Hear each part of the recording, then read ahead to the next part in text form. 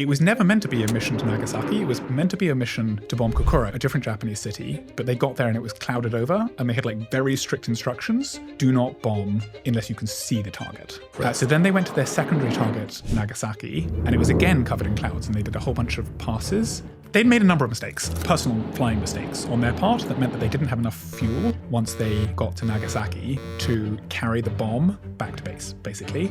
And they probably have ended up in the ocean had they tried. So they were extremely motivated. So according to the official account, after having done all this, on the third and final pass over Nagasaki, there was a miraculous hole in the cloud that suddenly opened up, and then they dropped it.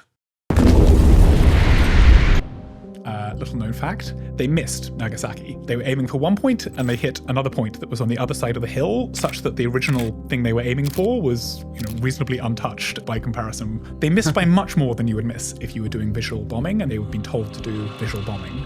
So there's kind of suspicion that they were doing a little bit of radar bombing against direct orders. But what's super clear is that whether or not there was a hole in the clouds, they certainly had decided in the cockpit on that final run that no matter what, they were going to drop it. So even if there was a hole in the clouds, wasn't a hole in the clouds, they had decided to drop the nuclear weapons against direct orders. So it does kind of look like 50% of all the nuclear weapons ever dropped in combat were dropped against direct orders. And when they got back, Curtis LeMay was going to court-martial them and was like super mad, but then the war ended and they didn't want to do it for PR reasons. Nobody who was on the plane said that they faked the hole in the cloud story. But some people who were on the plane said they were determined to drop the bomb no matter what. And they were highly incentivized to do this, because if had they not done it, they'd have probably, as it was, they only barely made it back to their emergency landing spot in Okinawa. They would have definitely ended up in the drink, and certainly the bomb would have ended up in the drink had they not done it. So The interesting thing is that the reason nuclear war was averted in other cases is also because they refused to follow direct orders, right? So in the case of Petrov, he